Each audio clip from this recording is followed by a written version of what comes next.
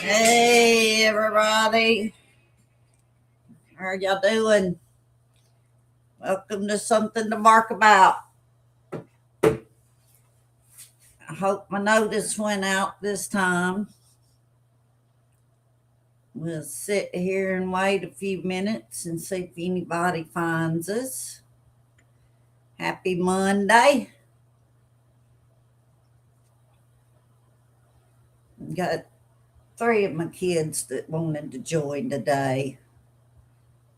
The others had other things going on.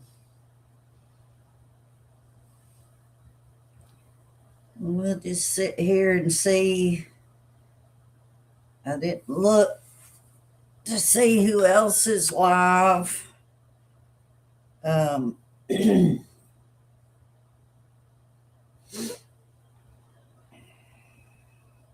hey, happy welcome. So I'm guessing you got my notice. Welcome, welcome. That tells me right there it's working. So I hope you're doing good today. I don't know what you're looking at, no, but you just need to lay down, not look at it. Okay, you want it in the show. Lay down. Lay down. And you too, Andy. Oh, well, it's a cold day here in Arkansas. we, it's a wonder not all of us are sick. We hit the 70s and I think even 80 last Friday. And then over the weekend, uh, it's been in the 50s today. So it's not too fun. I like my shorts and flops weather. How was everybody's weekend? Did did catch up on listening to Tug and um, Jeremy last night. Couple of inches of snow. Bless your heart. Bless your heart. I guess if you like it, then it's okay. But if it's something um, you don't like, I mean, I guess, like I said, it's something you have to deal with if you live in the areas that have that. But like around here, it just uh, throws us off big time. We had the ice storm a few weeks back, and it basically shut Camden down for over a week. I know school was out a week, and you just couldn't do nothing because there was ice everywhere. Y'all come on in. I see threes here, but I don't see anybody else. Hey, Colleen, welcome. Good to see you. Hope you're doing good this afternoon. Well, I am so excited um, with Tug and Shizzy shout me out and Shizzy explaining I need to get to 500 subs instead of 1,000 to be monetized. And I think I'm at 479 or something like that. So getting real close to 500. And I appreciate y'all that have been in these other chats and uh, shouted me out and put my link in the chat. I really appreciate that. I want to get this going. I got a list um, that I want to start on. Hopefully, the first week of March with some of my guests. I'm still working details out. Um, I thought today we would talk about some dog training issues. If that uh, sounds like a plan to y'all, um, I have what I call uh, the 5 keys to training your dog. And I have my little book that's train your dog before he trains you. I'll see if I can figure out how to get a copy on here and I could share with you. Um, but the first key is practice. And you have to practice every day. Um, they're not going to read the book. And if you do something every couple of days or once or twice a week, they're just not going to get it. But if you do a routine of 10 minutes a day, no more than 10, 15 minutes, because then you start boring them with it. And training should be fun where they enjoy it and are excited for your time with them for that 15 minutes, 10 or 15 minutes. Um, I've had dogs learn to get me their leash and they could have the timing down because they can tell time better than we can. But you have to practice. And I always say you can train in the house, which is fine. But if you always train inside, when you get them outside, there's going to be a squirrel or something to get their attention. So I recommend doing the most of the training outside and then train. You can train all day long basically in the house by making them sit to do something or lie down, that kind of stuff.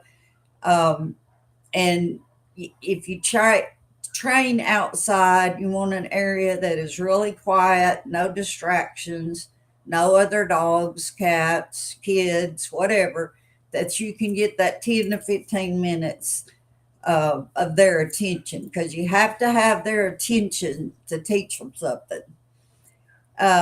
Next is patience. And I've said this before on here that this would be a better world if we're acting more like our dogs. Um, they can see it from us when something's wrong. They know when you're upset, when you get mad, when you're sad, when you're happy, whatever the emotion, that dog has felt it probably 10 minutes before you even knew you had the feeling. And when you're doing training, if you've got one that is jumping on you or pulling you or doing a bad behavior you don't like, and you get upset with them, you just made that behavior worse. It's better to put them up and get them back out later that you can keep your cool. And you know, patience is so important with them. Just I say it's like two-legged kids, and where people make a big mistake is they treat their dogs like they're teenagers. Like, you know, I've told you so many times, you're, you know, 14, 15-year old, you should understand. But the best or most trained dogs in the world probably have the mentality of a 2 to 3 year old child in understanding. Like your service dogs and your police dogs, they're trained for a purpose and they're really good at that purpose. But there are things that could get their attention and pull them away. You've seen uh, a dog go get a bad guy and the police officer have a hard time getting that dog to let go of the bad guy or bite another deputy in all the excitement and stuff.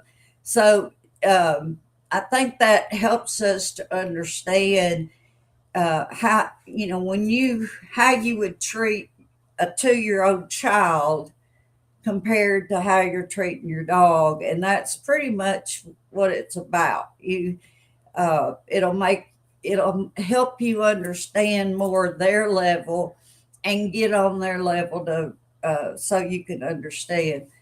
Let's see. Colleen said, I adopted my dog. I'm trying to teach her to play. All she ever has been was a breeder dog. Oh, I'm sorry. How long have you had her? Um, I always say it takes a minimum of 30 days for them to change. And if she was in the shelter for a while, dogs can just shut down. And so uh, the first thing would be to get that connection with her so she feels safe and knows that she's got a new home, and um, that there's a routine. You've had her 2 years. Um, it's and sometimes a dog that, like I said, was used as a breeder and was probably didn't have a wonderful home of love and that kind of stuff. If they've never had it, that's just like a child that's never had it. You see kids that don't know how to accept love, and because they've never had anybody do that. And dogs are the same way. Um, and I hear my little girl Cotton is chasing Believe and biting her as she's going by playing. Um, let's say you can't train Lucy. Daddy undermines me a lot. Yeah, and I see that on a lot of times. That's why when I do my classes, I want to have the husband and wife come, or anybody that's in the same household. And what it does is I try to get everybody on the same page, because 9 times out of 10, the dog will listen to the male in the house 100% but easier than they do the female. And it's simply tone of voice. If you come in and say no and leave that alone and stop and whatever, and then the husband with a deeper voice says no, knock it off, right then they listen. So we talk about there's your three tones. You have your praise tone, good, that away, definite difference in your voice. We have the correction tone, no, stop. And then we have the command tone, which is just matter of fact, no, stop. Where there's no doubt. Or I'm sorry, when I say command tone, sit down, stay. That's you want them to learn those words and what they mean. Um, yeah, your first dog you trained, she was awesome, but Daddy was at work, so I was able to teach her. LOL. Yeah, and I mean, uh, like I said, there's just so much we could learn. I still, after 40 years of being in dogs and getting to take care of people's dogs, I learn something all the time, and it'll get me so tickled. Um, I I had a Chihuahua that he ate his supper in a crate because him and my other boy would fuss at each other. So, uh, but when you put him in a crate, he'd go in there and eat. But then when you get him out, he'd get at the back of the crate like he didn't want to come back out. And so you're reaching and grabbing and trying to get him out. One day I just slid the pan by accident trying to get him out, and it slid him to me. And I'm like, are you kidding me? So from then on, I just slide the pan and pick up Blessing, and it was problem solved. And then we had uh, a little ramp stair thing going up to the bed, and I didn't want the Chihuahuas in the bed one day. And I was like, I had the puppy, and I didn't trust her for not falling off this tall bed. And just out of the blue one day, I moved the ramp, like, duh. That's why I say if we stick around, they can teach us uh, way faster than we teach ourselves. I mean, but we talked about patience and practice. The biggie is consistency. And this is where a lot of people have training issues. Um, you've got to be consistent with them. I say it's like Japanese to English. You have to use the same word that means the same thing. Like if you teach your dog sit and you put them in that position, sit, you put them there. Pretty soon, when you say the word sit, they're going to know what that means and they'll do it. When I'm teaching them to lie down, I'm going to say down. And whatever I'm teaching them, it doesn't matter the word. What matters is they learn that word means this or that. And so you've worked with your dog, you've got them doing these things, and the husband comes in and says, sit down. And the dog's like, which one do you want, me to sit or me to down? And my favorite one is when you're wanting to get the dog off the couch and you're yelling at them, get down, get down. How much further down can they go? They're already laid down. Correct thing in that situation would be teach them the word off. Like I said, it doesn't matter what word you use as long as your dog understands what that word is. Um, I've had a lot of people that their dogs won't come to them when they call them. And 90% of the time, they've gotten frustrated because the dog didn't come when they called it. And then when they finally did catch the dog, they would scold the dog and get on to them. Well, you just taught your dog come and get in trouble right there. So I just had a guy recently with a lab, and the solution was to teach this dog here. And every time that he says here, he acts like the dog just won Westminster or something. And to, make him excited and give him a treat and lots of praise for coming to him. And now he don't have the problem of him, sitting in the yard looking at him like, you come catch me. Darlene, not sure if I told you, but animal training runs deep in my family. My maternal grandpa trained horses and done for shows. Awesome, Happy. I don't remember if we talked about that, but that is awesome, and that's training is one of the things that I love simply because a trained dog is a love dog, and you can't enjoy a dog that's clawing you and biting or whatever the bad behavior is. um, Back to talking consistency, like if you're teaching the dog, like, oh, well, we'll go into correction. When only time you can correct a dog is when it's thinking about it or while it's doing it. If it's already done it, forget it. And the example I use all the time is if you come in and your dog has gotten the kitchen trash can and strewn trash all over your kitchen, and you come in and why did you get in the trash? How did you, all the time just yelling at them? Guess what? They're gonna like, oh, I'm sorry. That's what we take it is. But the truth is, if you said, oh, did you have a party while I was gone and get the trash? The dog will stand there and wag its tail because they did. They had a party. All that stuff smelled good. They were bored because they were left alone, so they got to have their own party. And where the consistency is one, you don't leave dogs where they can get into stuff. Now, as they age and your dogs, you know their limits, you know what they'll get into.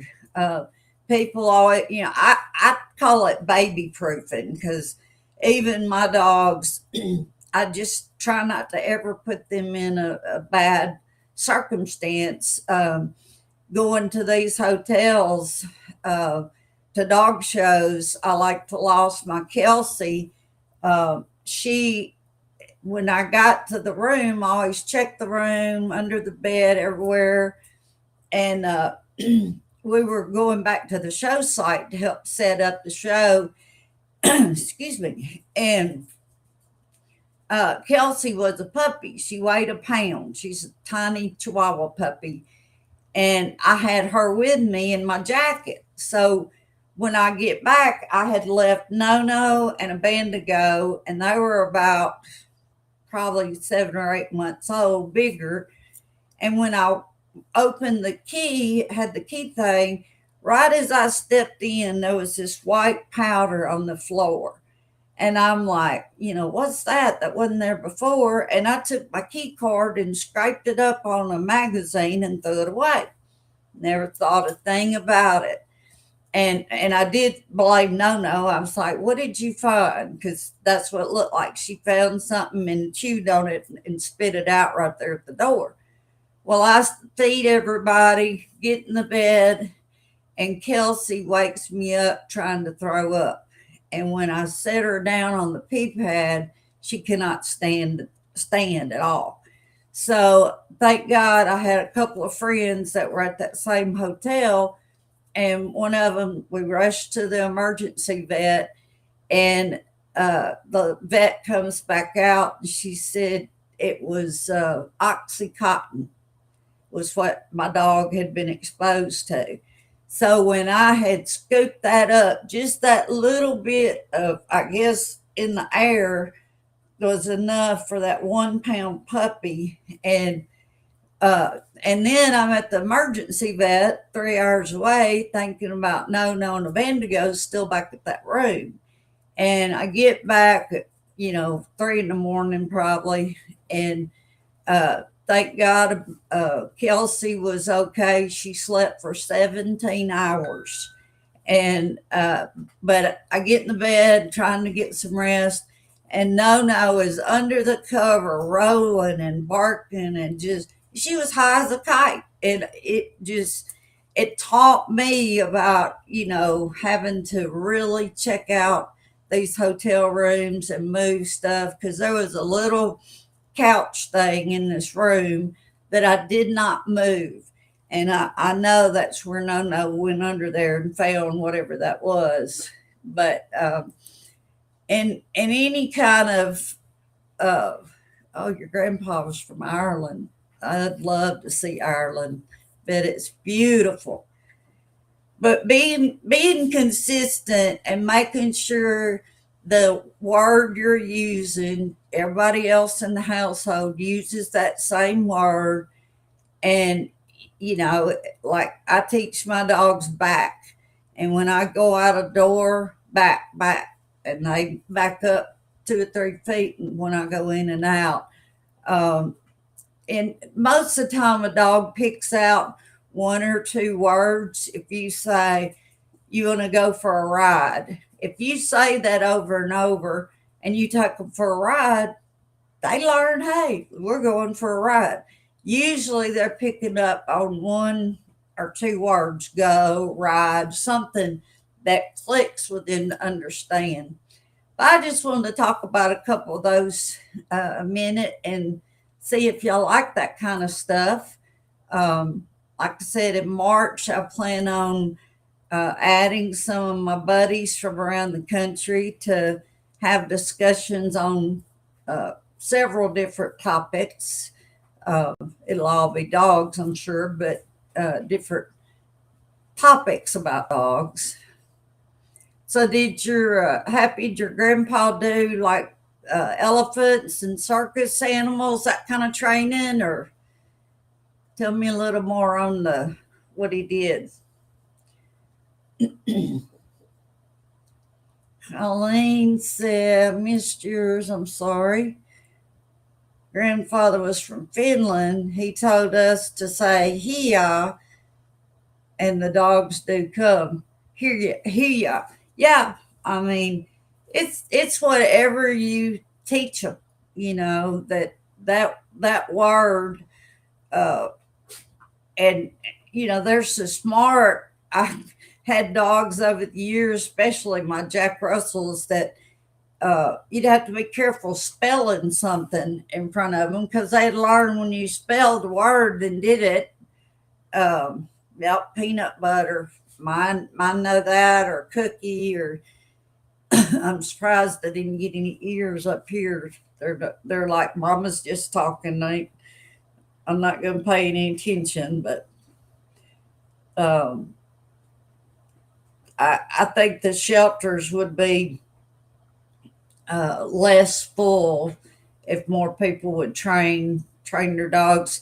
I got a new daycare dog in that um, he's real anxious when you like put him in a spot and close the gate. He's just real frantic, anxious. Sweet dog, but he was a stray, and he's really smart. Sits, lays down, but I think he probably was left a lot and maybe had that separation anxiety, because that's what he acts like. Cotton, what are you doing? Come here.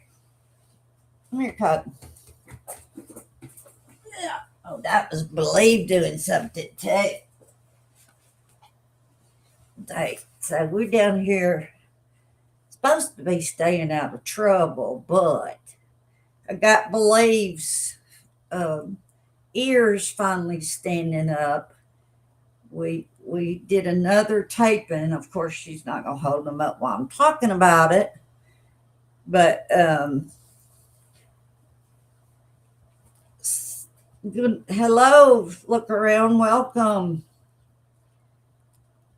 I just appreciate y'all coming in, and I hope I'm not boring you uh, with this kind of stuff. But this is what I want my channel to be about: is that we can talk about your dogs, any issues you're having, tell dog stories. That's one thing on YouTube chat. I wish we could like do like on Facebook, put pictures and be able to share that kind of stuff. I don't know why they don't allow you to do that, but oh well, it is cool to get to chat with everybody. Look around. What kind of dog do you have? Do you have a dog or cat, or did y'all not want up here no more? Well, I don't know what you was doing, but you was doing something that you was busy at it. Yeah.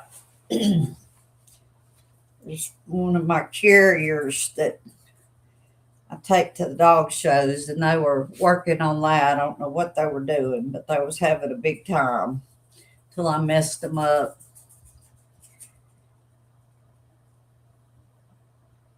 What did y'all think about Jeremy last night?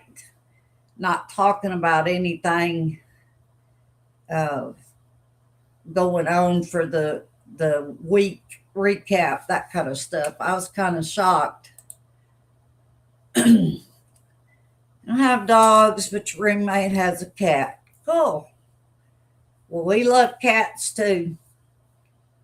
We love our kitty cats too. I have one that's boarding with me for 2 weeks, and he's probably 20, 21 pounds. He is a big cat, and he's doesn't the dogs don't bother him at all. I have these cat condos, I call it, and he just lays on the shelf and a meow at everybody coming in or out. Hey, Sharon, welcome, welcome. Ah, I missed that part. I knew he kept whispering to George about stuff, but I thought he was just playing. You never know with them. Uh, I was glad the kid that Travis had with him, sounds like his channel took off, and I'm so tickled. I heard JJ and Mr. Coot talking about it a little bit, or maybe that was Tug. I don't remember, but it was great to see that kid, maybe something positive. And I just love Willis to death. He seems like the biggest heart, uh, and those kids look up to him so much. I saw him fixing Levi's bike, fixing the chain on it, and when adults give kids the time of day like that, yes, I agree, Sharon. Uh, it's just, this saga has went on, and I've said for a long time that there will be a documentary or some kind of movie or something that I think will come out of all this. There's just been too many angles here and there, and you think you got things figured out, or there's going to be some justice happening, and then you're right back into uh, things going crazy again. Just when you think you've seen something, then the next happens. If everyone would stop talking about the ecosystem, they would have no content and their channels will die. Absolutely. Yeah, I don't I lit or I read I watch So You Don't Have To, and that's where I get my information, or JJ with the flea cap. But um, I don't get it with. I guess I look for people and their kind heart, and I don't get it when people are just spreading hate toward others, and um, I just feel bad for them. It's like somebody that I've met a few people, not many over the years, that don't like dogs. And now that's one thing if you're allergic to them or there's medical issues or whatever. And also if you had a bad experience, especially like kids that got bit when they were 3 or 4 and they're scared of dogs. Not talking about that. But when somebody just doesn't like a dog because, and I've always thought, man, if you only knew what you was missing out on. I mean, I just my life has been very full over soon be 63 years in June, and uh, it's totally been because these guys have enriched my life. How about a Ninja Puppy? Have y'all seen her lately? I hadn't seen her in the chat, and you get to seeing a few people that you recognize, and then if you don't see them, you kind of worry, hope everything's all right with them, and they hear something. I see them ears go up like little radars. I don't know who that is. Colleen said, I moved to Florida from a tiny town and I grew up on a farm. It has shocked me how it is here. Yeah. Um, I, I would I wouldn't know how to act. I mean, going to dog shows in some of these large cities and stuff, I don't like it at all. I try to get to the show where I'm staying, the easiest and safest route, and I have no desire to like go, you know, check the town out. I mean, if it's got 2 or 3 lanes of traffic, I'm out. You know, when we come from little old Camden, um, we have, I don't know what our population is, but it used to be 14,000 with the International Paper Company and some of our defense plants. But I think it's around 10,000, 10 or 11,000. So we're a relatively small town. Sharon said, you've been a follower of Jeremy since 2018. I'd have to look back. I've been there. I think the coin pusher videos and the uh, him buying the units was when I first started watching them too, long before this other mess started. Look around, you say, you just stop to say hello and have a great day. Well, you have a good day, and thank you so much for joining us. I'm not going to keep y'all long. I just wanted to try to keep the consistency going of Mondays and Wednesdays at 2:30 Central Time. And as I can learn more stuff, I hope I can surprise y'all with uh, look what I figured out next. It's kind of like where's Waldo? This is where's Darlene figuring out the next technology or whatever.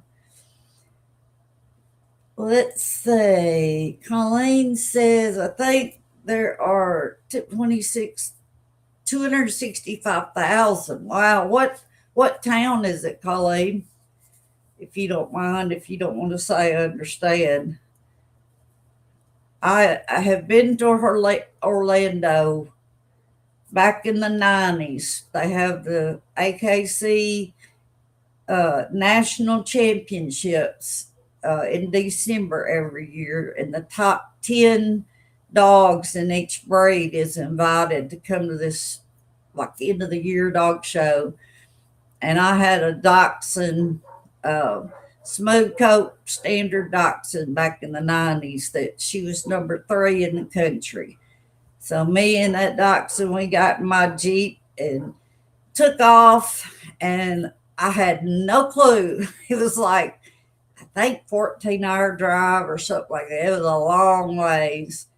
And we showed the next morning, and then I got in the car and drove all the way back because my vet's husband was in the hospital and when it wasn't expected to make it. So uh, I drove all the way back and then on to Little Rock.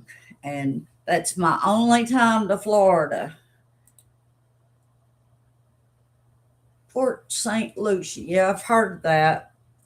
I don't, like I said, going to Orlando, and I, I don't even remember. I was just, uh, it was a lot of time I was driving at night, and I saw a orange tree at this church. I'd pulled in this church and was trying to get directions just for our cell phones and all that GPS. And there was an orange tree in the parking lot of this church. And man, I'm just taking pictures, and because I'd never seen an orange tree in person. And then I start heading back, and everybody I talked to, I said, "Oh, I just saw an orange tree," and they're all thinking I've lost it because there was groves of orange trees, but it was night. I didn't see all that. So me getting to go up and touch an orange tree and see it in person, I thought that was really cool. Uh, your ex-husband had Scottish deerhounds in the shows. Cool. They're I've never, let me see. Now that was an Irish wolfhound. I was fixed to say I never had one, but I did have an Irish wolfhound years ago that people moved to Camden, and I would groom the dog and board him, and he was a big dog. But Scottish Deerhounds, I love the different breeds too, um, and I'm telling you, if you ever look at a dog show, it'll just blow your mind of the new breeds they're adding. I mean, and some of them are. I saw the Teddy Roosevelt dogs, and they are such cool looking little dogs, and it looks like a plump rat terrier.